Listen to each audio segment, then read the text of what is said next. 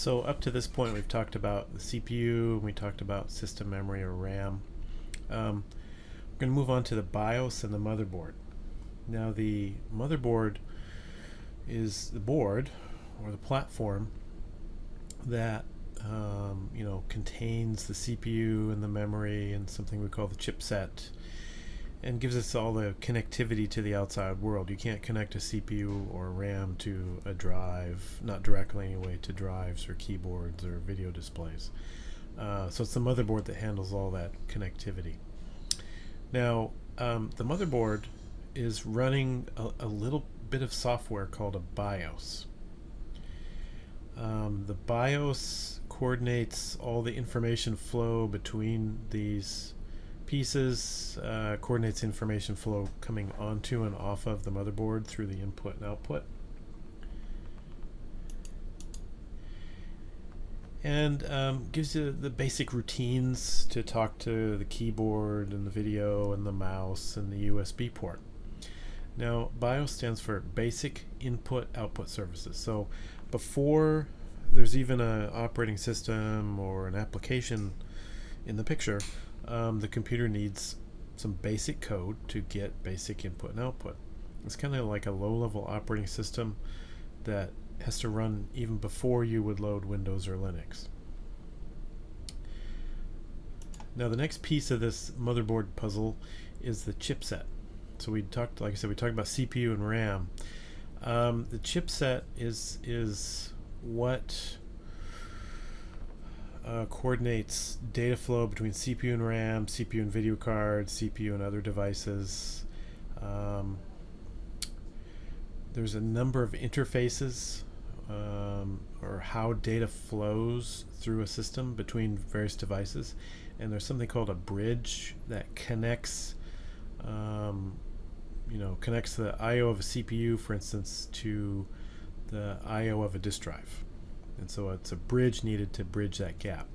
Now, much of this has actually moved on to the processor, but the principles still apply.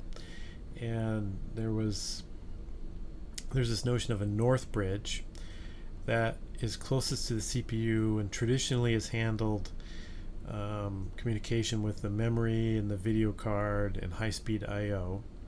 Something called a south bridge, which is further away from the CPU, and actually the south bridge connects to the north bridge, connects to the CPU.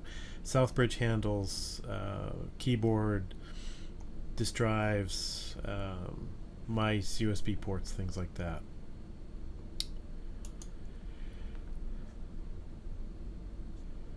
Now, again, a lot of this north bridge functionality has moved on to the CPU, and we'll talk about that in a minute, but again, the principle still applies.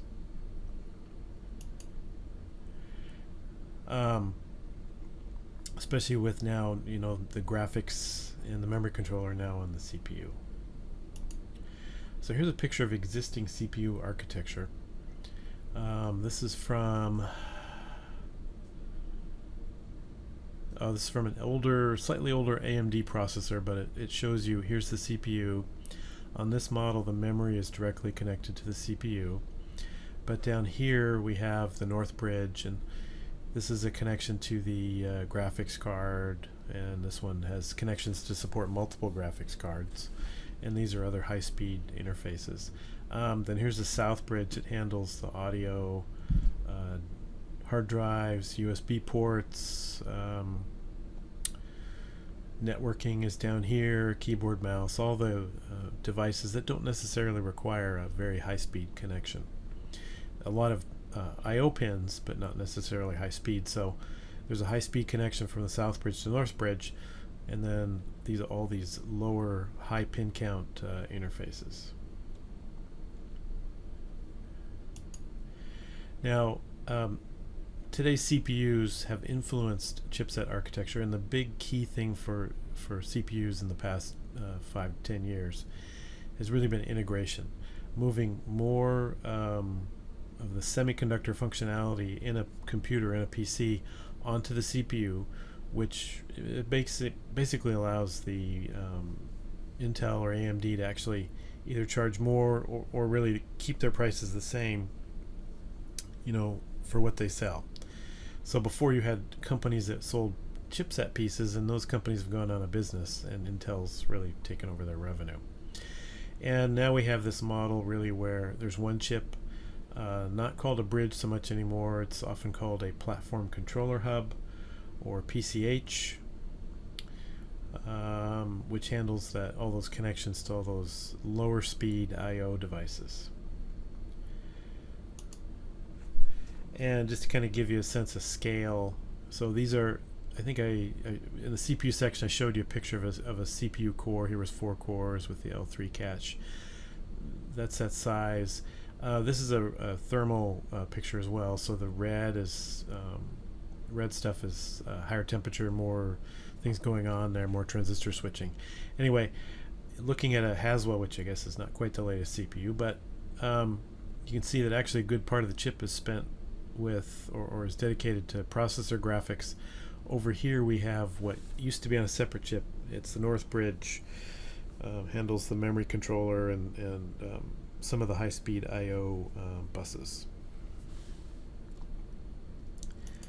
Here's another picture of a Haswell chipset. Again, that same kind of architecture. This is a PCH, to be specific. And up here is the CPU connection, which is not shown really well. But again, the PCH handles all of the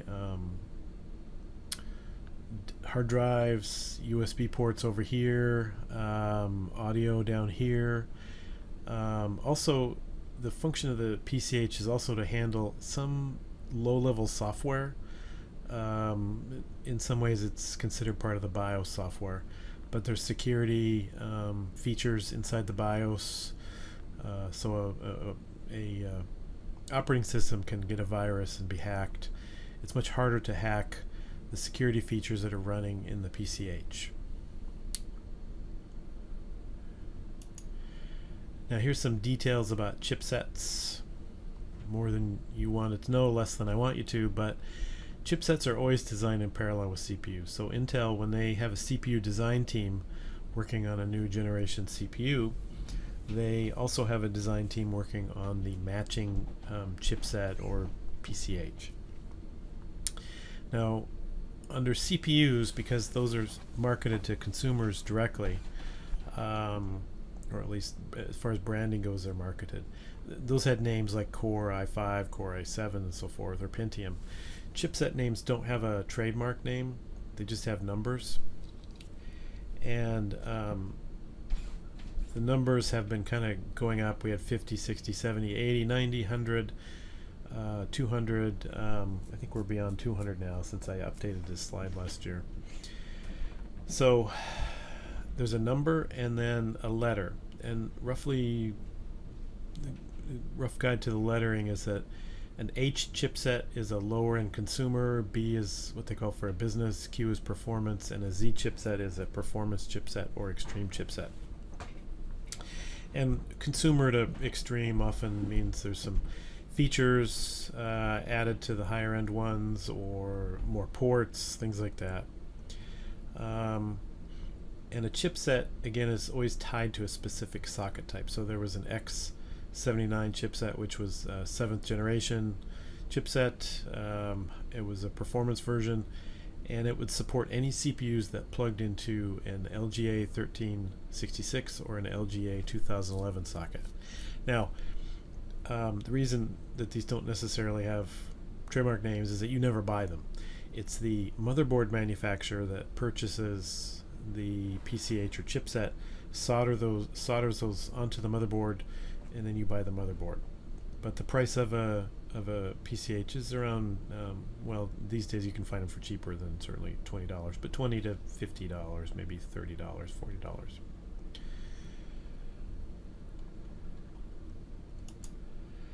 Now let's get back to BIOS for a minute. So BIOS, is really software drivers, supports all sort of standard non-changing hardware. Also supports hardware that might change or be added. Standard non-changing hardware is RAM, drives, keyboard, most video, standard video. You may need some add-on software drivers to support the BIOS if you plug in a peripheral that the operating system does not recognize. Normally you don't call it a BIOS, part of the BIOS, it's just called a software driver. Now, part of the BIOS, but not the same thing as BIOS, is something called CMOS. And CMOS in the olden days used to be, it was called a complementary metal oxide semiconductor. Really just a type of memory, but the CMOS label has stuck. It is volatile memory, meaning it needs either system to be powered on or it needs a battery on the motherboard to keep it alive. And what's stored in the CMOS memory is changeable data, system data. The real date and time, actually quite a bit of information about how the system is configured, which cards are plugged in, how they're set up, which memory is plugged in, what kind of video card. It's not for programs, it's just for system data. Now, it used to be a separate integrated circuit on the motherboard. Now it's just a little piece of silicon on the PCH that you can't change out. Now, both have 4 letters, but there's a big difference. So BIOS is executable code. That program code is in flash memory, so it stays in there even when the power's off. You can flash it if you get a newer BIOS. Well, it's not so much a separate chip anymore, but that is a separate chip. CMOS, on the other hand, just stores data, and it will go away if you take the battery out. And normally you change the CMOS through the BIOS menu, or software can change CMOS settings as things are installed or taken out. It's not a big memory, just enough to store the data that it needs for settings. Now, BIOS comes from different independent sources. Right now there's 2 independent BIOS companies. They work quite closely with Intel and AMD before product launch. There's usually people from those BIOS companies on site for a while. They're also not they're not part of the CPU companies. They're not part of the motherboard company, and they're not part of Microsoft. I think the government would get involved if Intel or Microsoft tried to buy a BIOS company. They're separate. Now, those companies produce a BIOS, and that BIOS code is updated many times before a product is released, and then once it's released and tested as much as they can, it gets updated a few times to fix bugs, add support for newer processors, and other system components. And you can check the version when you boot into the BIOS menu. If you look on the front page, you'll see a BIOS number. And you can upgrade a BIOS to a newer version through the BIOS menu, or if all the motherboard manufacturers provide a Windows only software updater. If you were trying to maintain a Linux system, you have to do it through a BIOS menu, and there's different ways to do that through the network or sometimes with a USB drive. On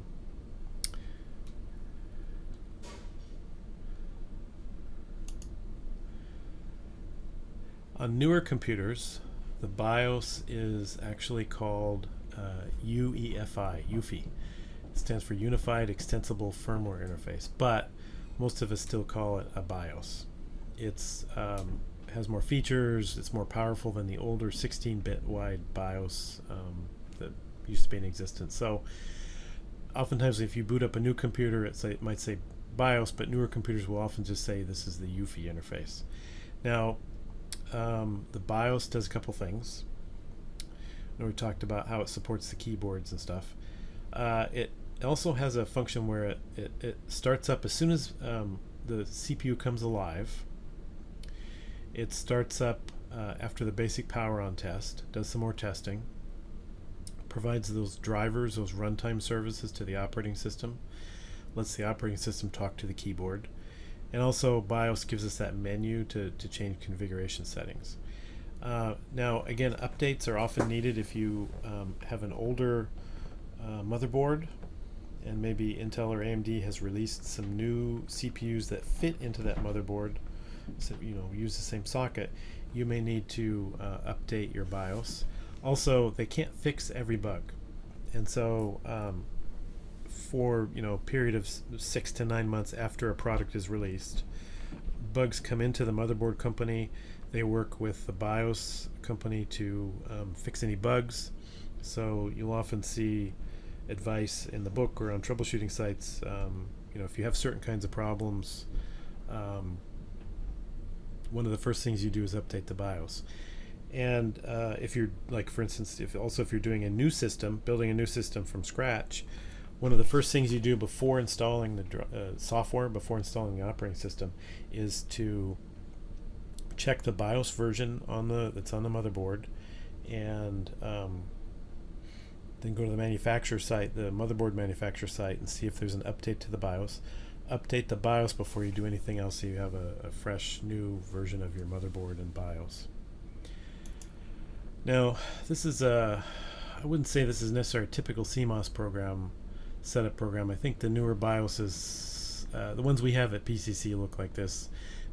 Fancier computers, newer computers will have color, and the menu doesn't look quite so texty, and you can use a mouse. Here you have to use the arrow keys and be tabbing over.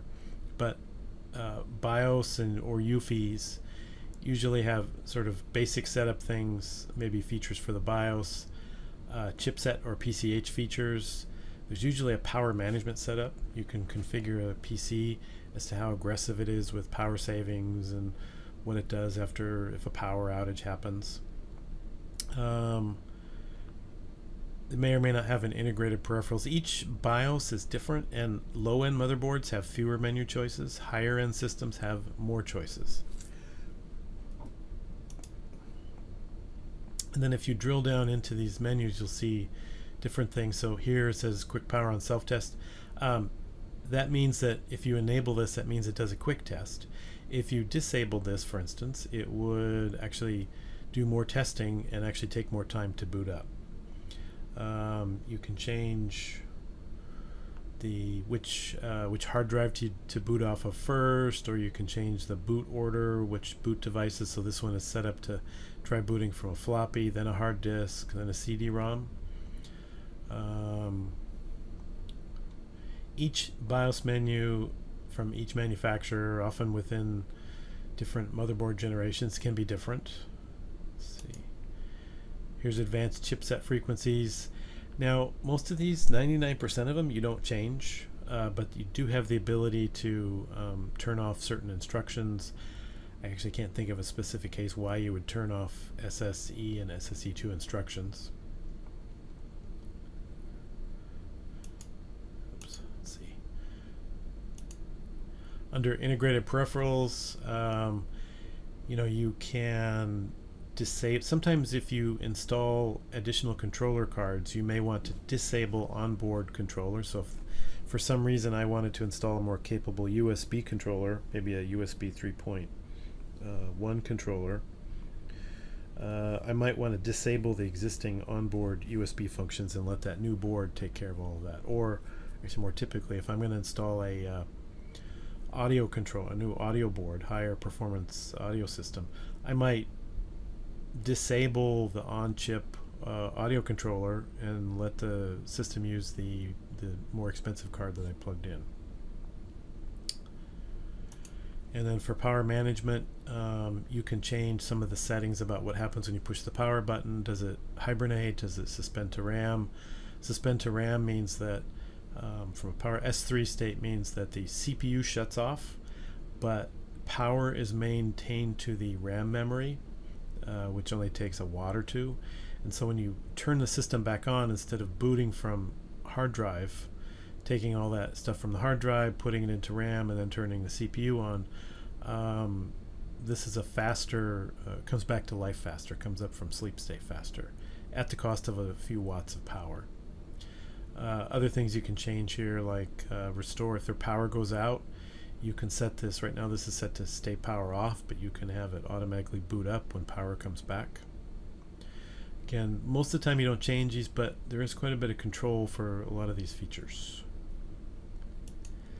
Now, in a commercial environment, enterprise environment, business environment, they want to have a secure environment. And so often there is a password set on the BIOS that prevents you from making any changes to the BIOS, which also prevents you from booting, say plugging in a USB drive or another hard drive and booting from that hard drive and introducing a virus into the system. So it's really about preventing the average, well, hackers or students from, modifying the system. Now, that won't completely stop someone with physical access to the PC. If you look at a typical lab PC, there's actually a lock on the case, and there's a feature in the motherboard. There's a switch on the case that will send an alarm somewhere that the case has been opened. Some of you may have seen that message on the PCs that there was a BIOS setting that said, notify on next boot that the case has been opened. So it's not perfect, because once you get the case open, you can clear the BIOS password. Typically, there is a jumper on the motherboard. In the lab, I was hoping people would that's why I had people find the motherboard manual or the technical manual, which had a little section on how to clear the BIOS password. In there, it usually identifies the jumper pair that will clear the password. You put a jumper on those two pins, turn it back on, turn it back off, and then take the jumper off, and it will boot up again, and you'll have access to the BIOS menu, or be able to make changes to the BIOS menu. Now here's a picture of a UEFI BIOS, and you can see, well, for one thing, it looks nicer. You can use a mouse. It's also it's not clear from here, but I have to go to a different menu on this, but there's a way of connecting to the network. It installs a basic networking stack, so if you want to do updates, you can get them over the network.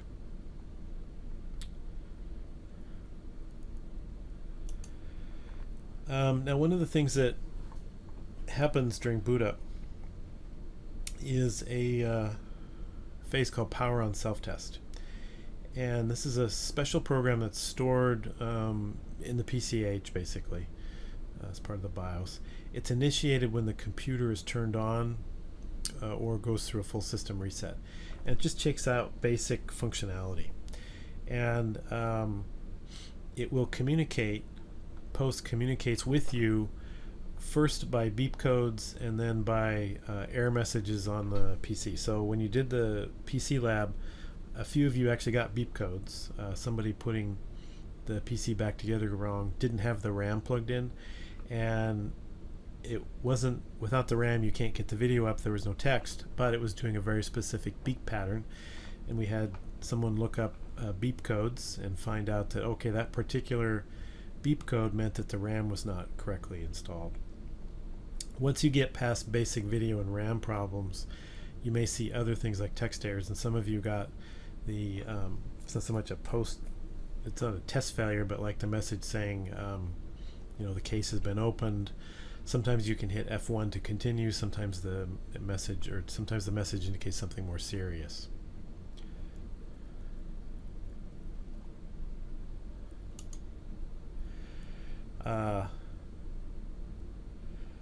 Video is missing. It's often this code.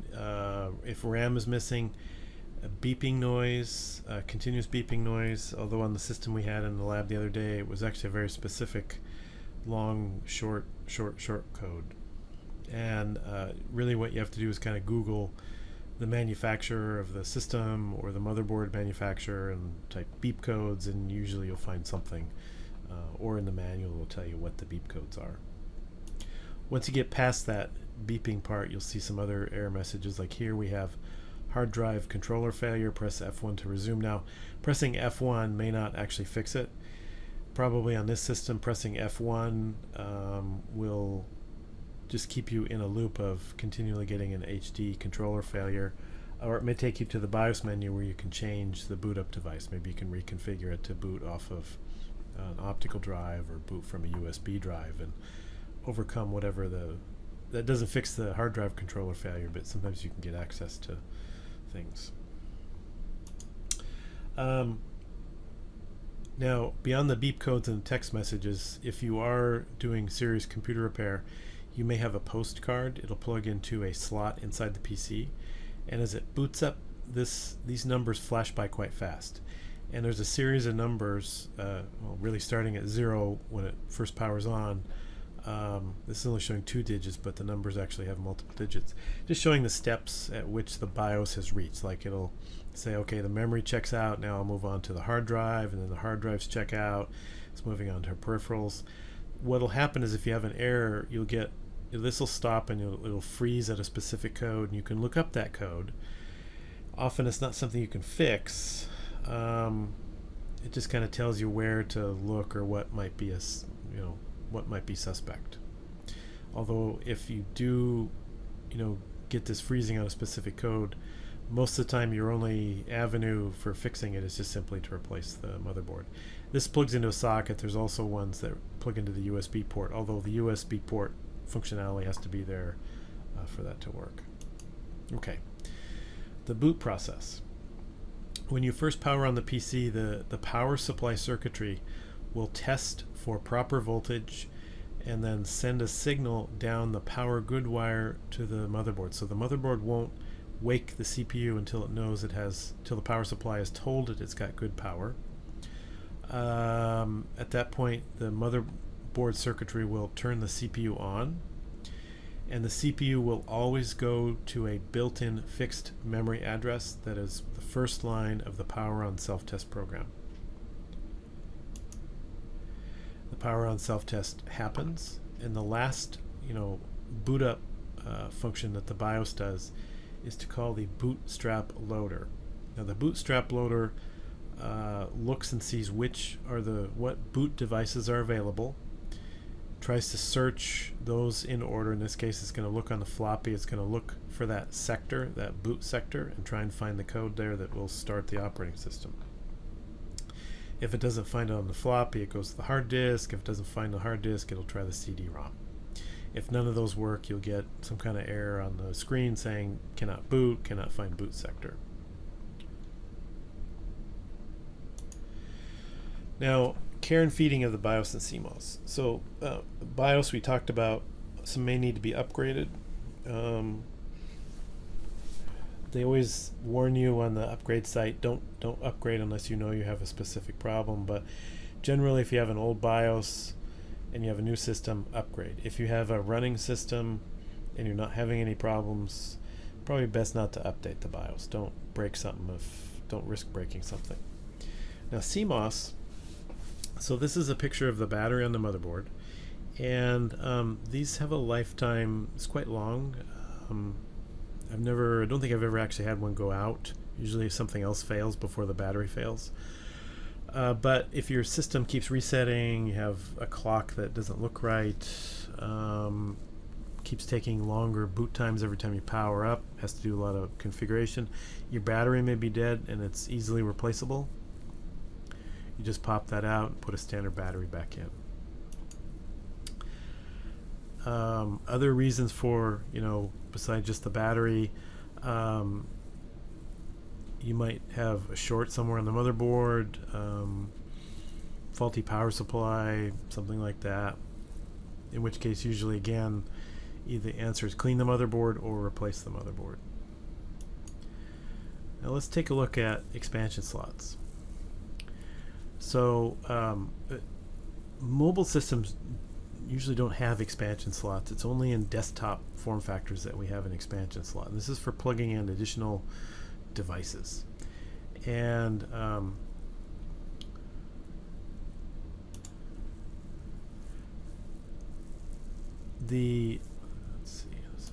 okay, so we're going to talk about the different interconnect buses that we have on a desktop PC. So first we have something called the PCI bus. It's slow. It's been around a long time. Any card you plug in will self-configure to whatever the bus requires or whatever other cards are installed. It's a little bit old, but it's still around, and you still do find systems that have PCI slots on them, and you can still find devices that are PCI based. Usually they're lower performance things, some audio cards, things that don't really take a lot of need a lot of high-speed I/O. For a while there was something called PCIX, which was a little bit faster. Mini PCI, which was a PCI version, different form factor to fit on a laptop.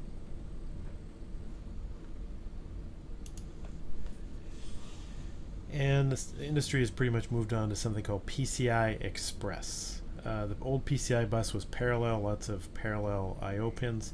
PCI Express is serial. It's a point-to-point connection. There's a transmit and a receive wire.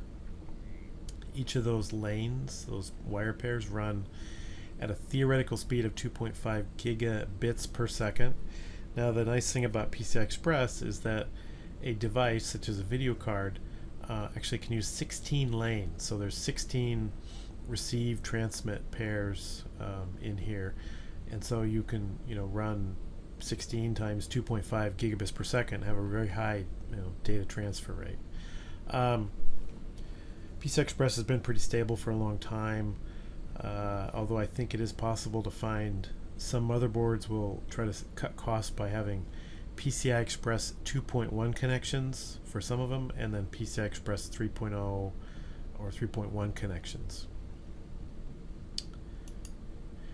Now, there's different versions of PCI Express, mostly just in the number of lanes. So we call it by 1. It's called X1, X4, X8, or also called by 1, by 4, by 8, or by 16. Most motherboards have maybe one or more by 1 slots, and then one or more by 16 slots. The by 16 slot is mostly used for video cards that you're going to add to a system. Some have multiple cards or slots to support multiple video cards. So I came over to Newegg and I just put in a search for PCI Express by 1 just to kind of show you the different cards that you can add. You can add a couple extra hard drive ports, SATA ports, add extra USB ports if you need them. Wi-Fi adapters will often be PCI by 1 cards. This kind of legacy interface. So these are cards that fit in the expansion slot, the by 1. There's a few by 4 cards, probably for special purposes. That's a more capable hard drive controller. And then I don't know if I can find any by 8s, but certainly by 16s. All your video cards, any video cards is going to be a by 16 card. So going back and looking at different types of device interconnect on the motherboard, you have these various expansion buses: PCI Express by 1 and by 8 and by 16. A lot of the components on the motherboard are connected, internally to the motherboard with PCI Express. And I guess I would call those permanently installed expansion cards. So you have a network adapter on your motherboard. There's a PCI Express connection from that those networking chips to the PCH and to the CPU. There's other kinds of peripheral I/O that don't require an expansion slot and are not part of the motherboard. These are things like USB, eSATA FireWire, which was a legacy high-speed interface, Thunderbolt, DVI video standards, HDMI DisplayPort. Those are considered peripheral I/Os. Those are for connecting external devices to the system. There are some other categories of peripheral I/O: Ethernet, networking, InfiniBand. There's some other higher speed, higher capacity interfaces that are used in the data center, and those are usually used for connecting systems together. Now, this is a little bit of an introduction to microcontroller topics, but I'll just give you a brief introduction. So devices, all these devices are connected to a PC, to a CPU. And the CPU would get bogged down if it's constantly, asking the video or asking the hard drive or asking the floppy, asking the keyboard, sending something to the sound, asking the mouse, is there anything for me to do?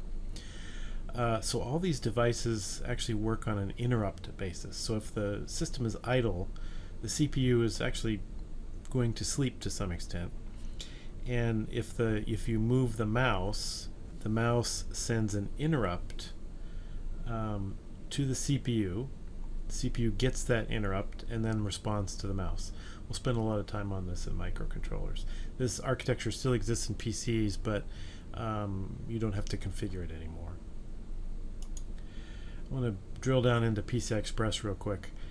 PCI Express uses this idea of packets. There's no parallel bus, no wires. There's just a receive and a transmit line. And all communication is done through packets, and there are write packets that carry data somewhere. There are read request packets, so a device can ask for something, make a read request, and then a response is a packet in response to a read request. And all these packets have different components depending on what layer they are interacting with. So at the center, of course, is the data payload, and there's a header, and sequence keeps track of multi-packet data. These all work together with this concept of layers. And everything in a lot of things in computer architecture and communications are built on this idea of layers, that you have device A send some information to the transaction layer, and the transaction layer peels off part of that and does what it's supposed to do. And it continues by forwarding that information to the data link layer. And then the data link layer forwards that to the physical layer. And physical layer, that's something that we associate with, wires or radio. It's the actual physical medium in which data gets transferred. And once it reaches the other side, there's that same level of layers, or system of layers. And this is so that the device, when it wants to send something, doesn't really need to know how it's getting there. It just needs to know what is at this immediate layer and just kind of pass. Everything else takes care of its own area. And in PCI Express on the motherboard and for connecting components, there's this idea of the fabric. It describes how all these devices are connected. And the root complex is like the source. It's inside the CPU. Multiple ports in that. A lot of it in silicon. You don't actually have wires that serve as ports. It's in silicon. Also in the PCH, there's this idea of a switch. For if the CPU wants to talk to an endpoint, it sends something to a switch that reads the destination and forwards that, or connects that information to the right endpoint. And an endpoint could be a device. It also could be a bridge that translates it to a legacy interface bus. So this next slide really gets into some computer architecture details. There's a big computer architecture feature called direct memory access. So up to now we've been focused on the CPU as the manager of all the memory transactions. It's the CPU that's been going through the North Bridge or through the memory controller to main memory, and then copying that memory somewhere. So for instance, if you were wanting to talk to the sound card, if you wanted to send, say, an MP3, send it to the sound card. So we think of the CPU as getting each memory location, each little fraction of a second of sound, and pulling it back into the CPU and then sending it out to the sound card. Now, most devices have this notion of direct memory access, where once you set something up, memory actually flows, or data flows directly from the memory into the device, into the sound card, for instance. And it's not that the CPU goes to sleep, it's that the CPU can be busy doing some math computations while the sound card is just doing a playback. So direct memory access is a computer architecture feature or thing.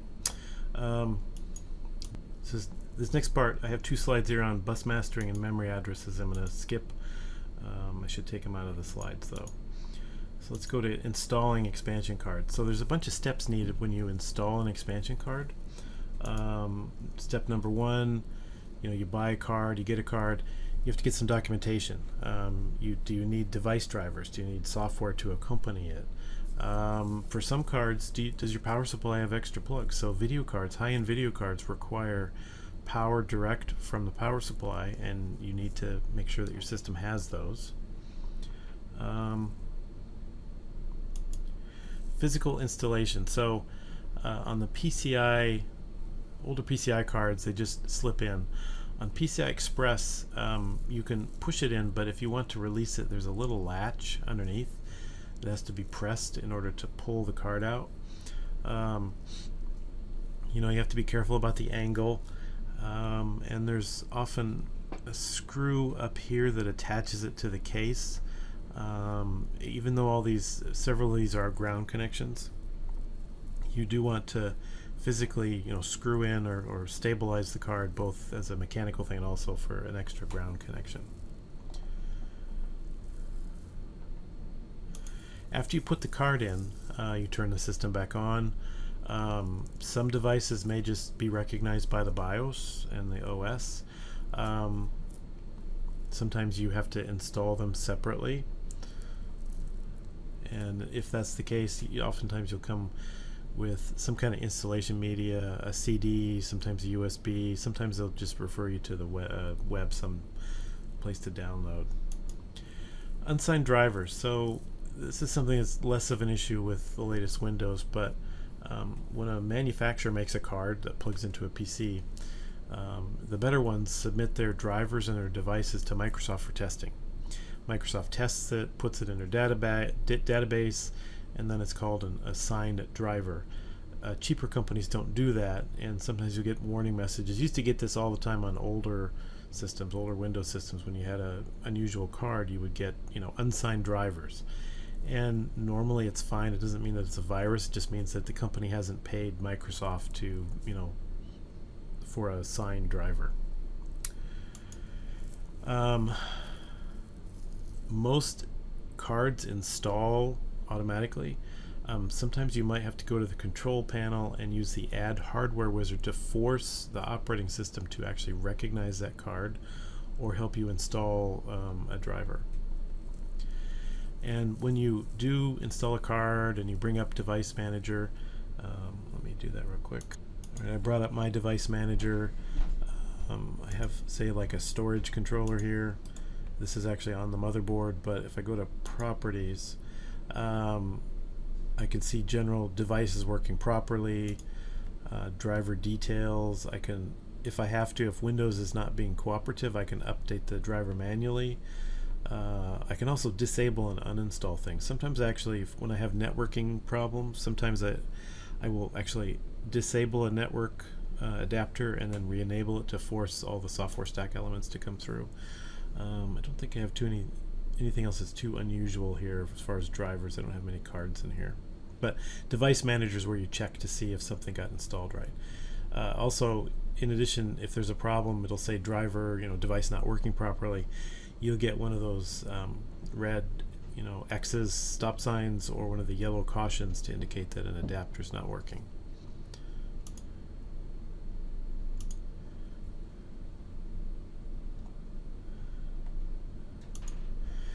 And it's hard to see, but there's a little yellow caution sign. Sometimes you may manually install the driver or just simply disable it or uninstall it, and then there's a step here where you can do add legacy hardware. If you've uninstalled something, you can force it to re-recognize it by doing scan for hardware changes, or if it's a really old card, you would do add legacy card and it would ask you for some information.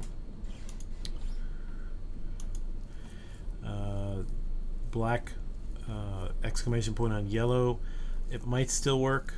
If it's a red X, it's just not going to work, and it may be a software problem or it may be a problem with the card. Now let's go dig into the motherboard. The motherboard is a really large printed circuit board. It's a several layer board. It's one of the more complicated boards you'll find in any kind of consumer product.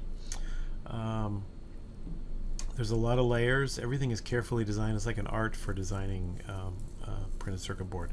They don't do these by hand. They use a lot of sophisticated software tools to do that. Now, motherboards are characterized by a couple things: the shape and size of the motherboard, to some extent the general where the RAM is, where the expansion sockets are. That's one thing. Second thing is what chipset or what PCH is implemented on the board, and that itself defines what kind of processor the board supports and what kind of memory it supports. And then you have built-in components that determine the core functions. So some motherboards support a lot of features and ports, and some, the cheaper ones, support less.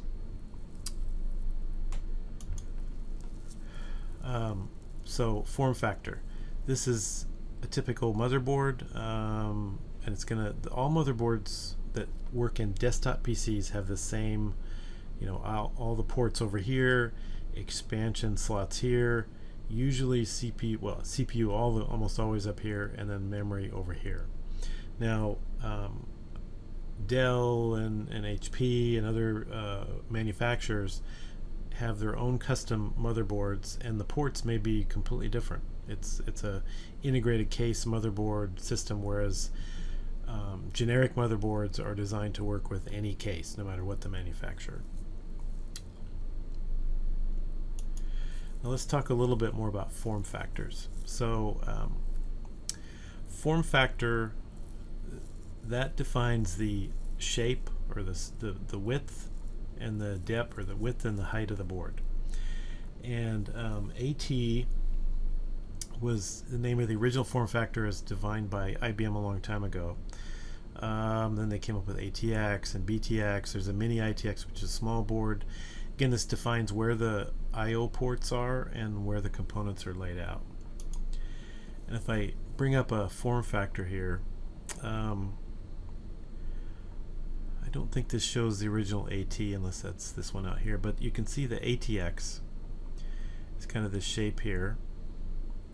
I think this is in millimeters. There's a micro ATX, and you'll see for a micro ATX and there's an ATX. So micro ATX is just as high, but it's not as wide. It fits in smaller cases and smaller, it fits in smaller cases. We go down here to mini ITX. That's the I/O ports are in a little bit different place, and it works with an ITX case.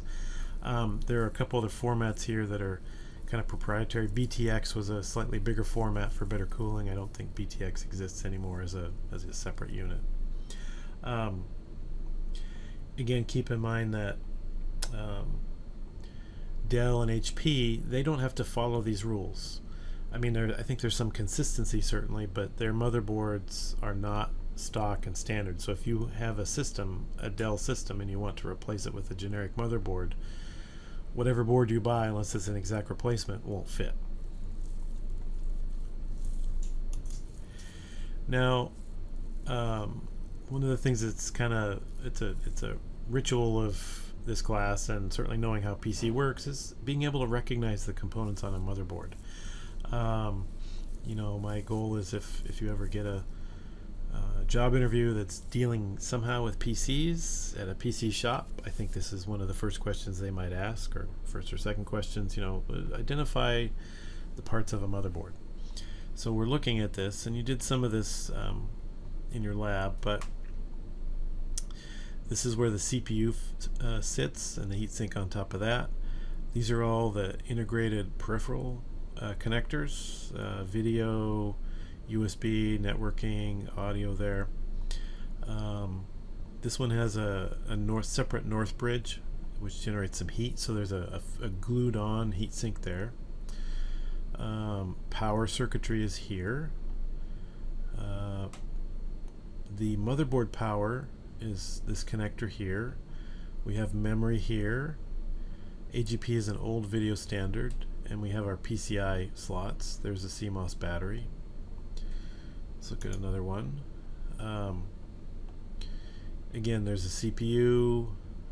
You see the memory's in the same spot. This one has some more heatsink work. This one is a high-end motherboard, so actually there's memory on both sides.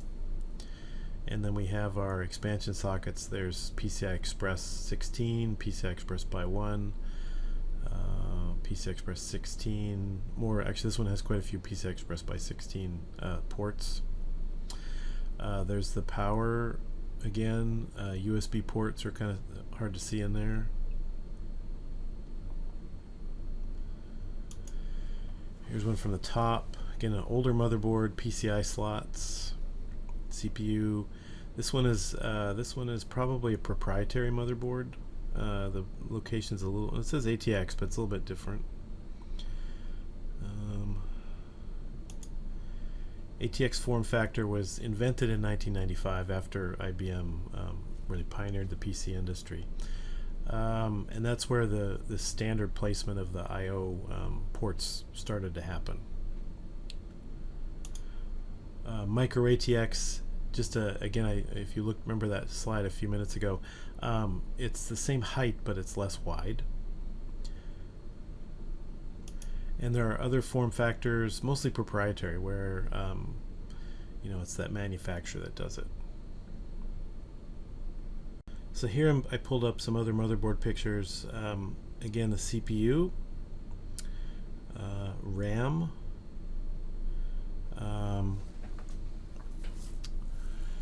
this is, you notice there's two power connectors. So motherboards require this standard connector. There's also a connector here that just supplies CPU power, and it's close to the CPU power conditioning regulation circuitry. It's a separate, this one is an 8-pin connector. Let's walk our way around here. There is older style IDE, kind of unusual. There's SATA ports, front panel connector, so the switches, the hard drive LED, some other things, case intrusion sensor. This is going to be in the front panel connector. There's some more USB connectors. Here we have the battery right there, North Bridge and South Bridge. And let's look at the connectors. So this is a PCI Express by 1, PCI Express by 16. You see that little bit of plastic there? You see how that's consistent across these? These are all the PCI Express ports. There are 2 by 16 slots and 3 by 1s. This is an older style PCI expansion bus. Okay, I pulled up a motherboard on Newegg for a newer one, and this is kind of an interesting board. There's our CPU power, CPU. There's not a lot of memory on this board, just 2 slots. There's our motherboard power connector, battery. This one is unusual in that it has one PCI Express by 16, PCI Express 3.0 slot, has several PCI Express by 1s. Not too many additional components. Here's the PCH, and see if I can zoom in a little better on this as far as I can go. There's some SATA ports. This one has oddly enough, a legacy line printer parallel port connection. I think the front panel is down. This is USB, can't quite read that. Okay, one last board to look at. Here we have our CPU here. This one is shifted a little bit over compared to some other ones. There's a 4-pin CPU power connector instead of an 8-pin. Memory is down here. Motherboard power. Let's see. SATA ports, USB 3.0 ports, front panel connector for the switches and lights, some more USB connectors. Again, another, I think that's a line printer connector. There's our battery. There's our 2 PCI Express by 16s, and then 2 PCI ports. Again, you see how the plastic tab is close to this end for PCI Express. For PCI, the plastic tab is down here. This one does not have a north bridge, just a south bridge here. Audio. You really need to get a little look at your motherboard manual for some of these other ones, the audio, and I can't quite read that one.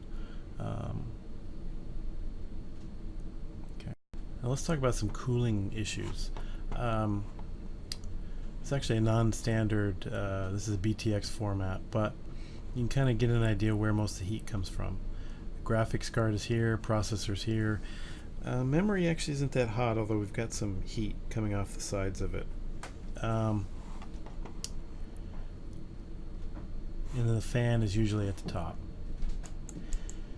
Now on the motherboard there's passive and active cooling. So this is active cooling. It's a heat sink with a fan.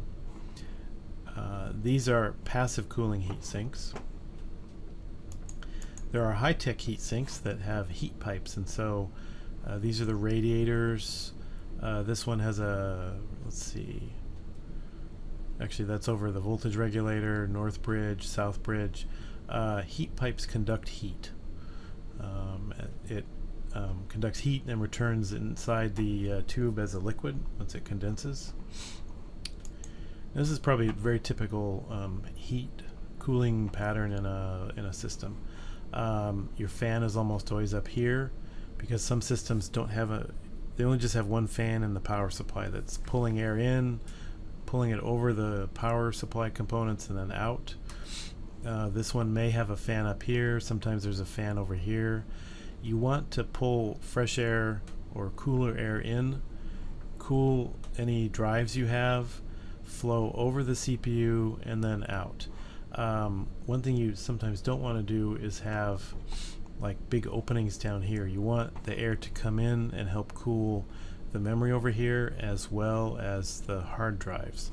If the air is coming in the back and going out the top, you're missing some cooling opportunities there.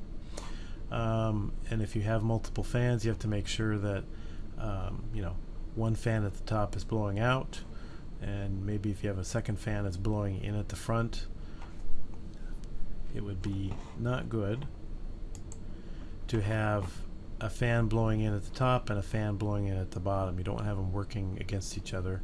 You also wouldn't want to have something like this where one is blowing in and blowing out. You're not getting any airflow down here. Now, different components or features on a motherboard. Now, the chipset often has a lot of features. We discussed there's high-end and low-end chipsets. It's up to the motherboard manufacturer whether they use all those connections on the chipset. And so some motherboards add a lot of extra features. They have extra USB ports, better RAID capabilities, better sound. Cheaper motherboards don't.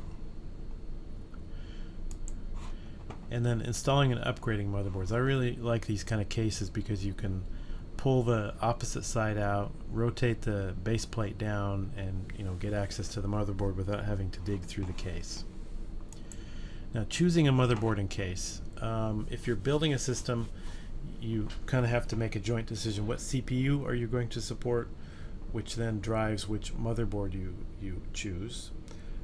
If you're upgrading, replacing a system, decide if you're going to replace the CPU or support the CPU you have in there. CPUs, remember, rarely fail, but it is somewhat more common that your motherboard fails and you have to, upgrade your motherboard or replace the motherboard without changing out the CPU. Well, you have to change the CPU out of the bad motherboard, but you don't actually buy a new CPU. Now, manufacturers, Asus and Gigabyte, MSI. Intel sadly does not make motherboards anymore for sale. They used to make very high quality motherboards. And you always want to make sure if you're going to deal with a motherboard that you have the manual. And all these big manufacturers have excellent manuals and documentation. Once you pick the motherboard, you also have to kind of at the same time pick the case. You need to make sure your motherboard and case match. And cases come in different sizes. Slimline, desktop is usually a big one. Mid-tower, these are all mid-towers and towers, just allow more room for drives. If you're implementing RAID, you may want to have 5 drives inside the case.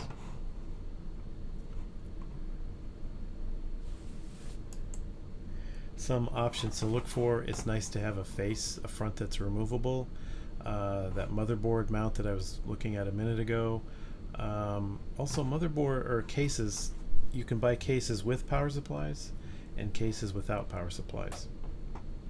And generally, a lot of times case manufacturers will include the cheapest possible power supply. So when I'm buying something, I buy a case without a power supply and I buy a power supply separately. Okay, I think we did this in the lab. Let's see. Now, one thing you have to watch for on motherboards, there's, at least on standard generic cases and motherboards, there's these spacers that need to be installed. You don't want the motherboard sitting directly on the metal of the case. So some cases have them as separate things you can screw in. Some cases are designed with pressed metal so that a standoff is created. I usually put the CPU and RAM in the motherboard, and sometimes I'll test it on the counter before I actually assemble everything, just to make sure everything is functional. Then I'll disconnect the power supply and then leave the CPU and memory in and put the whole board in. And then once I get the board in, I'll mount the hard drives and everything else. Last step on a lot of motherboards is the front panel connector. The proprietary units like Dell have a all-in-one connector. Generic motherboards have this rather confusing color-coded set of headers, and you have to find these connectors from the case and match them up. The LEDs are polarity dependent, power switch is not. Troubleshooting motherboards. Probably in a system, the most likely component to fail is probably going to be the disk drive. Second comes some component on the motherboard. And motherboard problems are the most annoying because they're often intermittent. Sometimes a BIOS upgrade, if it's a newer one, maybe it's a BIOS bug that they did not fix before shipping. Sometimes it's a problem with a component. If you have to maintain an existing system, sometimes you can replace things like hard drive controllers and USB interfaces with add-on cards. Sometimes you have to replace the whole thing. Symptoms that are difficult to trace down. Things just don't work. The PC may reboot itself immediately. You get the blue screen of death periodically. That could be a hardware problem, could be a software problem. Could be a power supply problem. Probably, if I exclude software, which is the cause of most problems, chances are it is a power supply problem. The power supply has deteriorated. It is not supplying reliable power. Or you've got a faulty component. On those motherboards, there's a lot of silicon, and silicon does degrade. A component can overheat, and it's fine when you turn it on, it's fine when it runs for a while, but as it heats up, it may fail. That could be a problem with the silicon. It could be a problem with a solder connection. And your techniques for fixing are usually to have good components. So you have a good hard drive to replace with. You have a backup power supply you can check. You try and replace as many things as you can before saying, oh, it might be a bad motherboard. And you have a couple options. Really, most of your options involve just replacing the motherboard. If it's within warranty, you can get a replacement one. Otherwise, you can try replacing components, although usually if something goes bad, the whole motherboard just goes. And I'm not going to drill down into it, but there's a couple links here for some really good troubleshooting flowcharts that walk you through a large range of possibilities. So let's take a quick look at how to shop for a motherboard. And we go to this category. You have to choose between AMD and Intel. There's no motherboard that supports both. So we'll pick Intel. And different ways you can shop are by the socket type, which really dictates the processor. Here's the form factor. You can see most of these are going to be micro ATX and ATX form factors. Manufacturer.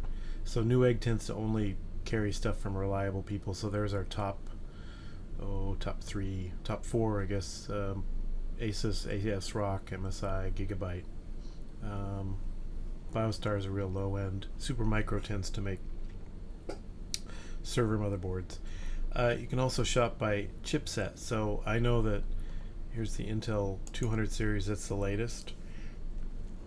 There's that performance line, business line. Probably H is a consumer line. And so I'm just gonna pick. I'm going to pick B250. I was trying to get a comparative. Let's limit that to say Asus, and we'll just pick micro ATX. The nice thing about ATX versus micro ATX, if you have the room, ATX gives you an easier case. It's more, things are more spread out. Micro ATX, everything's kind of crammed in there. All right, so what did that bring me down to? 46. It's still quite a few motherboards. I'm going to come down and pick seller. Just look at Newegg. That gives me 7. And then sort by lowest price. All right, see what kind of range we get. I'm going to also restrict that to new. And not a huge range maybe, but I've got Asus for 76 and one up for 99. So this one's probably going to have a little bit better cooling. You can see the heat sinks are a little better. Usually what you see, let me try to do a compare on this one. Oops, let's reset and then compare. And compare the low end, and don't have a really medium end, but we'll take that one. And the differences in motherboards, you know, there's, again, it's supporting the CPUs that belong to this. It's hard to see from here which family it supports, so you really need to focus on the socket type.